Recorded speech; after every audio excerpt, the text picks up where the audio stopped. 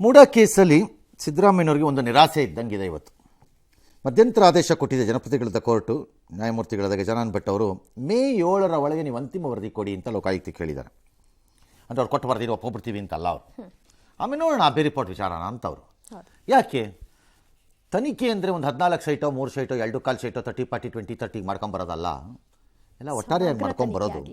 ತನಿಖೆನ ಒಟ್ಟಾರೆಯಾಗಿ ಮಾಡ್ಕೊಂಡು ಮುಗಿಸ್ಕೊಂಡು ಬನ್ನಿ ಅಂತ ಹೇಳಿದ್ದಾರೆ.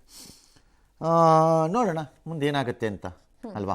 ಅಂದರೆ ಅಲ್ಲಿಯವರೆಗೆ ಇದು ಜೀವಂತವಾಗಿದೆ ಅಂತ CM ಏನು ಅನ್ಕೊಂಡಿದ್ರು. ಅದು ಬಿ ರಿಪೋರ್ಟ್ ಆಗಿದೆ, ಕೋರ್ಟ್ ಅಕ್ಸೆಪ್ಟ್ ಮಾಡಿಬಿಟ್ರೆ ಮುಗಿದೋಯ್ತು ಅಲ್ಲಿಗೆ. ಮೇ ಬಿ ರಿಪೋರ್ಟ್ನಾರ ಚಾಲೆಂಜ್ ಮಾಡ್ಬೋದು, ಹೈಕೋರ್ಟ್ಗೆ ಹೋಗ್ಬೋದು, ಸುಪ್ರೀಮ್ಗೆ ಹೋಗ್ಬೋದು, ಆಮೇಲೆ ನೋಡ್ಕೊಳ್ಳೋಣ ಫಸ್ಟು ಅಂತ ಅಂದ್ಕೊಂಡಿದ್ರು. ಅದು ಹಂಗಾದಂಗೆ ಆಗಿಲ್ಲ. ಈಗ ಇಡೀ ಕೂಡ ದೂರದಾರನ ರೀತಿ ಅವ್ರಿಗೆ ಚಾಲೆಂಜ್ ಮಾಡೋಕ್ಕೆ ಬಿ ರಿಪೋರ್ಟ್ನ ಅವ್ರಿಗೆ ಅಧಿಕಾರ ಇದೆ, ಅವ್ರಿಗೆ ಅವಕಾಶ ಇದೆ ಅಂತ ಹೇಳಿದ್ದಾರೆ. ಎಸ್.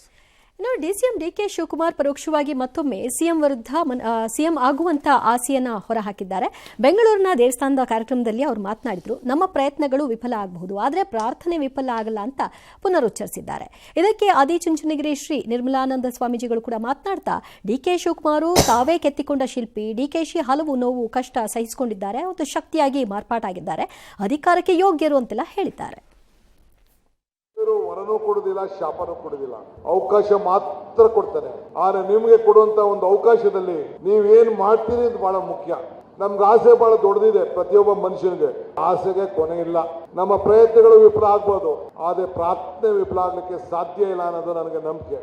ಬದುಕಿನಲ್ಲಿ ಬರ್ತಕ್ಕಂಥ ಎಲ್ಲ ನೋವುಗಳು, ಕಷ್ಟಗಳು, ಹಿಂಸೆಗಳನ್ನು ಸಹಿಸಿಕೊಂಡಂತಹ ಕಲ್ಲು ವಿಗ್ರಹ ಆಗುವ ಹಾಗೆ ವ್ಯಕ್ತಿ ಕೂಡ ಪೂಜೆಗೆ, ಅಧಿಕಾರಕ್ಕೆ, ಎಲ್ಲದಕ್ಕೂ ಕೂಡ ಅರ್ಹ ಆಗ್ತಾನೆ.